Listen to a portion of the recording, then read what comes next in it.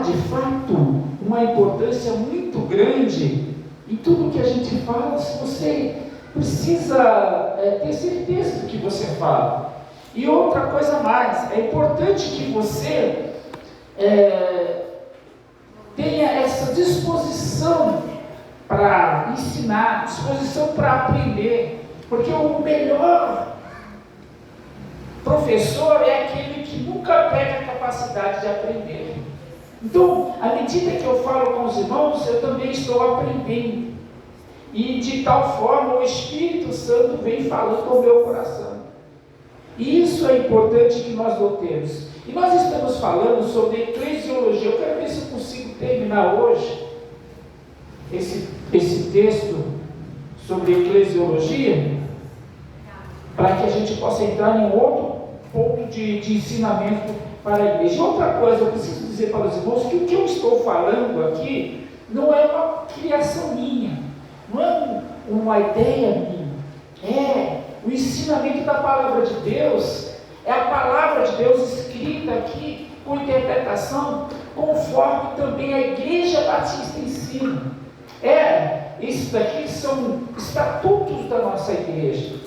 A Igreja Batista ensina isso. O que eu estou falando é porque eu também estudei seminário e estou estudando e preciso aprender. E eu quero passar isso para os irmãos. Tenho passado, já não é a primeira vez que a gente fala sobre esse assunto. E todos os ensinos que eu tenho falado para os irmãos nesses 2 anos que nós estamos, nenhum é exatamente meu, senão da própria Escritura, ensinada para os irmãos batistas. Então, se você quer aprender o ensinamento da Igreja Batista, conforme os credos da Igreja Batista, precisa vir nos dias de terça-feira, que é mais ensinamento do que aquele sermão textual, sermão da montanha, ou seja, um sermão que a gente tem costume de fazer, que é o sermão pastoral, né? Hoje é o ensinamento. Então, tem sermão que é mais eloquente, que as pessoas falam e se alegram bastante, é gostoso de ouvir. Mas nas terça-feiras a gente fala um pouquinho menos de entusiasmo, porque a gente quer mais que aprenda, e se precisa a gente repete, para que as pessoas possam compreender. Então nós estamos falando sobre eclesiologia.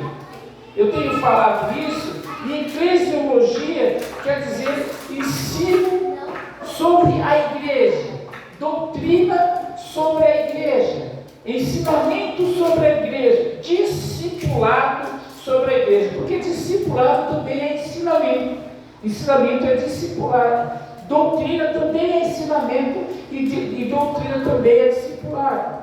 Então nós estamos falando sobre o ensino da igreja, aspectos referentes à igreja.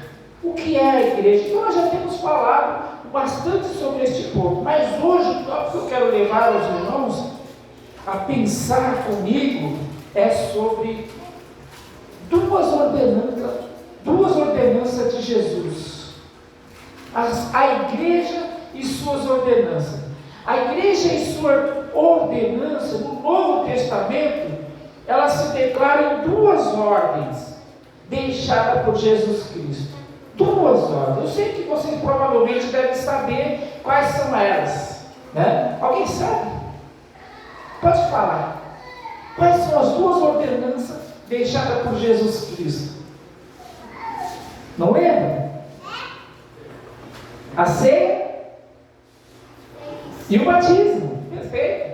O batismo e eu vou começar nessa ordem. O batismo e a Santa Ceia. Então, é de fato que vocês já sabem. Às vezes fica um pouquinho de acanhamento para falar, mas não tem problema. O que eu quero dizer para vocês que essas 2 ordenanças deixadas por Jesus Cristo para a igreja, o batismo e a ceia, outras denominações usam o termo chamado sacramento. Isto é, algo com poder salvífico. Mas, na verdade, a palavra sacramento não é encontrada no Novo Testamento. Não tem essa palavra sacramento no Novo Testamento. Mas o ponto não é esse que eu quero falar. O ponto é o batismo. O batismo é um ato público. Isso até receber, até para as crianças que estão aqui, parece que não, mas elas estão atentas, elas estão ouvindo, a mensagem entra no coração. Por isso que é importante que nós levemos os nossos filhos para a igreja, por isso que é importante que nós levemos as nossas crianças para a igreja, mesmo que elas não gostem muito, mas se gostam, ela mais ainda, né? Mas diz assim, ó, é um ato público, através do qual o crente, após a conversão, expressa a sua identificação com Cristo. Ele vai expressar isso, a sua identificação com Cristo. Depois que a pessoa se converte, ele aceita esse sacrifício de Jesus Cristo, a obra salvífica dele, o plano, a morte, a ressurreição. Aí ele fala, eu quero. Porque também Jesus deu exemplo disso, e nós vamos ver. Nós vamos ver que Jesus deu exemplo disso. Ele sendo puro, santo, sem pecado, também se deixou batizar para que se cumprisse a palavra de Deus. Então existem alguns fundamentos aqui que eu quero falar com vocês acerca do batismo, que é ela, a ressurreição, sepultamento e ressurreição está evidente no batismo. Também no batismo está a união com Cristo. Também no batismo está um revestimento. E também no batismo está a integração do corpo de Cristo. A ressurreição, o sepultamento e a ressurreição, João Batista ministrou isso. Ministrou o batismo de arrependimento, mediante a confissão de pecado. À medida que nós entendemos, ouvimos a palavra da salvação, reconhecemos que somos pecadores, reconhecemos que somos errantes e confessamos diante do Senhor. Às vezes precisa confessar diante de um outro irmão, que é muito importante para que a gente cure a nossa alma, porque é um ato público. O batismo vai fazer isso, que você está confessando que você realmente acredita e crê nas promessas do Senhor Jesus, que você acredita e crê na morte, no sepultamento e na ressurreição. Ele também é um ato. Então, Jesus, que não tinha pecado, se submeteu ao batismo de João Batista. E João Batista, o nome dele é João, mas João Batista não é o sobrenome de João Batista.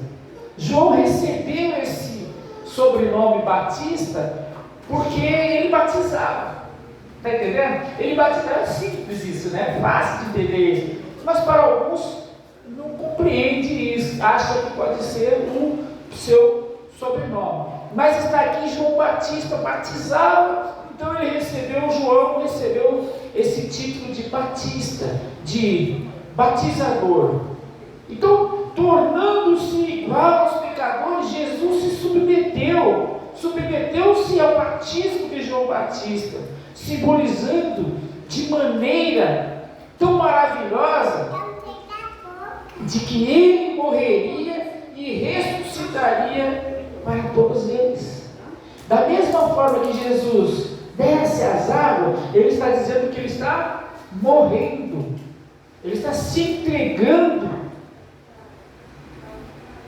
ao sepultamento, ele está sepultando os seus pecados, e em Cristo não havia pecado, mas ele estava simbolizando aquilo para que nós fizéssemos. Por isso é uma ordenança, ele diz para fazer isso, com todos aqueles que nós encontrarmos, que aceitaram o Senhor Jesus, nós devemos também batizá-las, porque é um ato público, conforme Jesus Cristo fez. E eu gostaria que você lesse comigo lá, em Romanos capítulo 6.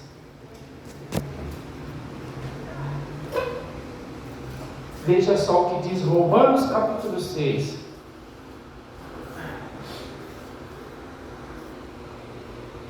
Romanos 6 e versículo 4. Diz assim, ó: de sorte que fomos sepultados com ele pelo batismo na morte, para que, como Cristo foi ressuscitado dentre os mortos pela glória do Pai, assim andemos nós também em novidade de vida. Olha que coisa interessante. O próprio apóstolo Paulo, ele apresenta esse termo do batismo como sepultamento. Isso é muito importante que nós tenhamos isso em nossa mente, que Jesus Cristo o fez para que nós também pudéssemos fazer. É um testemunho de Cristo. E agora, à medida que nós entendemos que o batismo é um sepultamento, que o batismo também é a ressurreição, que quando você sai das águas, você sepultou o seu pecado, morreu para o mundo e nasceu para Cristo. Você nasce para Cristo. É uma nova vida. Aí Jesus vai falar assim também, o apóstolo Paulo vai falar assim também no versículo 4, assim andemos nós também em novidade de vida, ou seja, não mais aquela vida antiga, mas a vida nova. Passamos a fazer as coisas conforme Cristo, andamos como cristão, andemos como Ele andou. Agora, entendemos isso, depois sabemos que o batismo também é a união com Cristo. Veja só, no mesmo Romanos 6, o versículo 5, é a união com Cristo. Olha, porque se formos plantados juntamente com Ele, na semelhança da sua morte, também o seremos na sua ressurreição. Do mesmo modo, André, que nós morremos para o mundo, na semelhança da morte de Jesus, recebemos o batismo, também receberemos a ressurreição. Aqueles que crê, foi batizado, será salvo, porque ele vai ressurgir com Cristo no dia da ressurreição. O apóstolo Paulo vai dizer mais esclarecidamente que os mortos ressuscitaram primeiro, depois nós, os que estivermos vivos, seremos arrebatados para morar com Ele. É uma coisa extraordinária. Isso não tem igual. Nenhum cidadão que acha-se Deus, nem Maomé, nem Buda, nem o outro aí que tiver, dos hindus, nada deles tem essa capacidade de ressurgir. Nem ele ressurgiu e nem tão pouco pode fazer ressurgir outra pessoa. Isso é tremendo, isso é muito profundo, isso é muito forte, é simples, sabe, Rosângela? É simples, mas é muito profundo. Irmão, excede o nosso entendimento. Não sei se você pode compreender, mas excede o seu entendimento. Você morrer e você ressuscitar. Eu acredito que ninguém aqui conhece ou já viu alguém que já ressuscitou. Já? Vocês conhecem alguém que morreu e ressuscitou? Já vi bastante na TV. A gente já ouviu bastante gente que já morreu e ressuscitou nesta vida. Porque olha, nós acreditamos até assim. A pessoa passou uma série de dias como morto. Eu conheço um cidadão, o Adélio. O Adélio teve um choque de elétrica. Ele era eletricista e ele estava mexendo na rede e ele ficou mudado. Ele tomou um choque e ficou mudado. Aquele desenho, sabe aquele filme que a gente vê esse camarada que fica no desenho? Eu fico imaginando ele assim. Baseado em fatos reais. E esse eu quero trazer o Adélio aqui, porque ele é meu amigo. E se Deus permitir, eu vou para ele contar esse testemunho. Eu fui cabeleireiro dele por muito tempo. E esse Adélio, se ele mostrar para a gente aqui, as costas dele, dos dois lados, tem um buraco onde o fogo passou. Aqui no pulmão dele, na parte de baixo, abaixo do pulmão aqui, também tem um buraco do fogo que ele passou. Ele ficou morto por alguns momentos. Eu não quero dizer tanto, porque a esposa dele ficou procurando ele no hospital, porque depois que ele foi socorrido, a esposa ficou procurando ele, que avisaram para ela, ele estava no corredor, porque já não tinha mais, já estava morto. Então o pessoal, com muita gente viva, que quase para morrer, largou ele para lá, porque só ia ter que enterrar. Então deixaram, mas Deus fez um milagre. Ele tem um dedo do pé que ele cortou, porque o fogo consumiu, queimou, saiu o dedo, entendeu? Ele pegou fogo, ele virou chama-viva, ele fala. E esse varão, ele morreu e ressuscitou. Deus ressuscitou ele para essa vida. Mas é muito além, querido irmão, do que Jesus fez. Porque ele ressuscitou, o Adélio, meu amigo, meu irmão, ele ressuscitou da morte física e nasceu de novo, né? Mas Jesus Cristo morreu, ressuscitou e está vivo e continua ressurgindo outros. O Adélio não, mas só ele ressuscitou, porque também não foi dele a glória, não foi Deus quem o fez dele, foi Jesus quem o fez dele. Portanto, era só uma ilustração aqui, para vocês entenderem que há uma união com Cristo, né? No batismo, o crente expressa que realmente está ligado com Cristo, realmente está ligado com Cristo. E também nós vamos ver que no batismo é um revestimento. Veja o que diz Gênesis capítulo 3.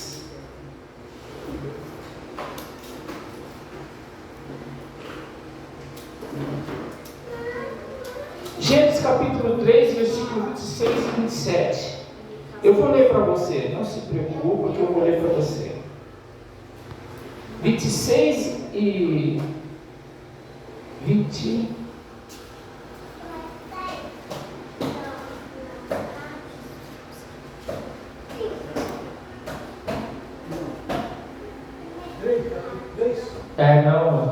É Gálatas, eu falei errado. É Gálatas, peraí, aqui está anotado aqui. Gálatas. Desculpa, irmãos. Gálatas 3.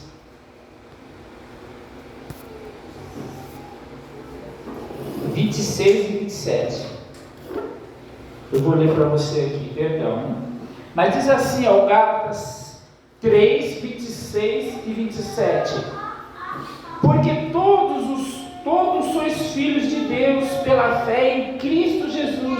Porque todos quanto fostes batizados em Cristo, já vos revestiste de Cristo. Então, é uma união com Cristo, é um revestimento. Ele é um sepultamento, uma ressurreição, um batismo. Ele é uma união com Cristo. E ele é também um revestimento. Todos, porque todos quanto fostes batizados em Cristo, já vos revestistes de Cristo. Quando você desce as águas do batismo, você se arrependeu dos seus pecados, você desce as águas do batismo, é de fato que agora você está sendo revestido de Cristo. O apóstolo Paulo deixa isso bem claro para nós. Depois disso, na antiguidade, em geral, os convidados para uma festa real recebiam o próprio rei as vestes festivas após terem tomado banho. Assim, no batismo, os crentes expressam que está largando suas vestes antigas, isso é, estará se revestindo do próprio Cristo. O que faziam os reis? Porque eles estavam até mesmo o banho era algo meio que sagrado, eles tomavam muito banho, não? Eu fui pesquisar sobre o banho, quando surgiu o banho, eles não tomavam banho com frequência, eles não tinham facilidade para tomar banho. E quem era plebeu, né? Quem era plebeu, ou seja, quem morava na res, não morava nos palácios, eles não tomavam banho. É difícil eles tomarem banho. Não era nem as águas dos rios, não era liberado para tomar banho o tempo todo. E aí o que eles faziam? Ficavam sujos e só passava uma coisinha aqui e limpava ali com quando pudesse. A barba crescia, tudo ficava de forma bem, rústica mesmo. Agora, o rei, quando ele fazia uma festa, que ele queria que o povo da res, fossem participar da festa, ele fazia o seguinte: esse povo não pode entrar aqui do jeito que eles estão fedidos, mal cheirosos, né? Daquele jeito. Para eles entrarem aqui, eles precisam tomarem banho. E aí ele mandava que esses camaradas tomassem banho e ainda revestisse uma roupa diferente daquele pedaço. Ele dava uma roupa diferente para ele, que eram as vestes reais, né? Vestes festivas, os reis davam para ele. Então está na história, a história conta isso. Portanto, com Jesus não é diferente. Ele é o Rei dos Reis, o Senhor dos Senhores. Ele é o Rei que, quando nós, para entrarmos na sua festa, para entrarmos no dia festivo, porque uma coisa é extraordinária, que Jesus, além de nos convidar para a festa, Ele ainda nos chama de noivo. Nós somos a noiva do Cordeiro, nós somos a noiva de Cristo. Então nós vamos ter uma festa, Ele vai preparar um banquete para nós. Mas como é que vamos poder ir para lá? Precisa tomar esse banho, precisa vestir essa roupa, esse revestimento é necessário para que você entre na presença do Rei, para que você esteja na presença do Rei. É maravilhoso isso daí, é coisa tremenda. Então também é preciso entender que nós temos o sepultamento e a ressurreição no significado do batismo, nós temos a união com Cristo no significado do batismo, e temos também o revestimento no significado do batismo, e também temos uma integração no corpo de Cristo. Nós nos tornamos a igreja.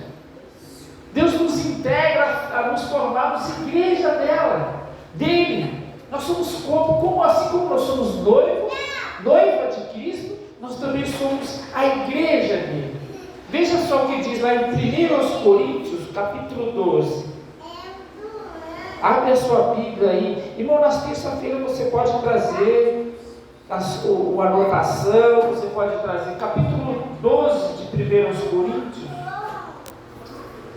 versículo 12 a 14. Eu vou ler para você aqui, olha o que diz.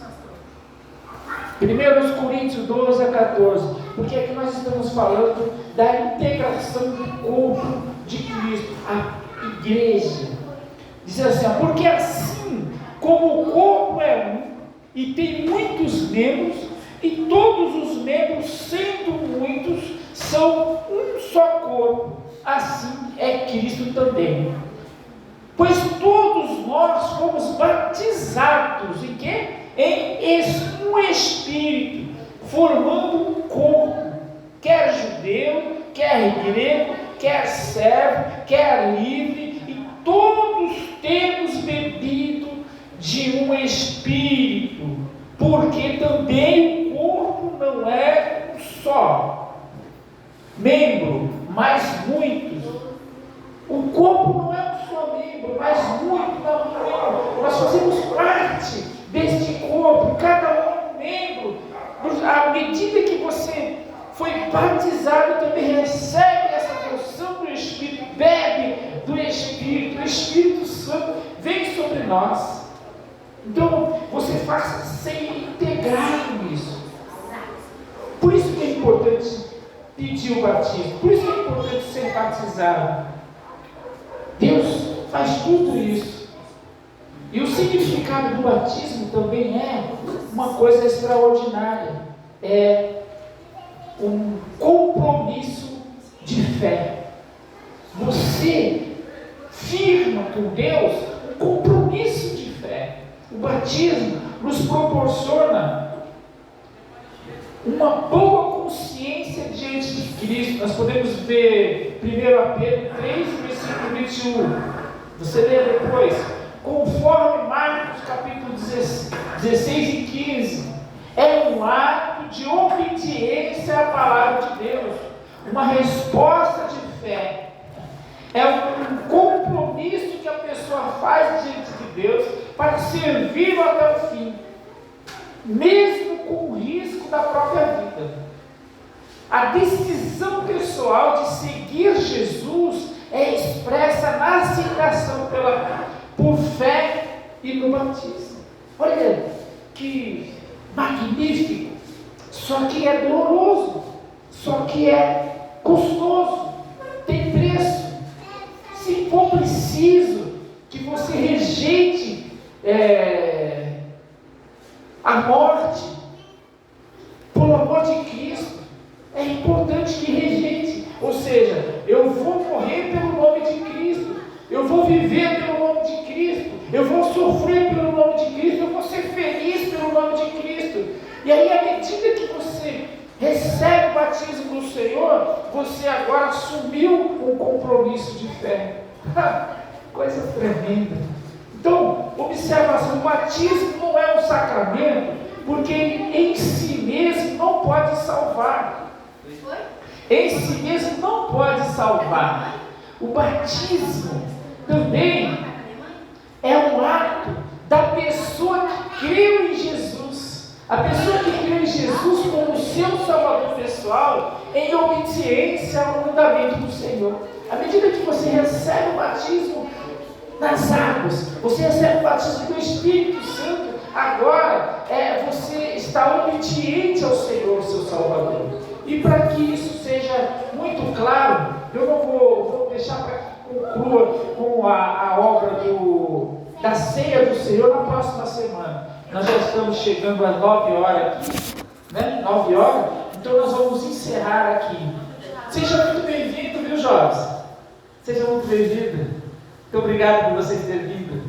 Obrigada, de nada. Então, é desse modo. Para encerrar aqui, o batismo é um meio para alcançar a salvação, mas não é um meio para alcançar.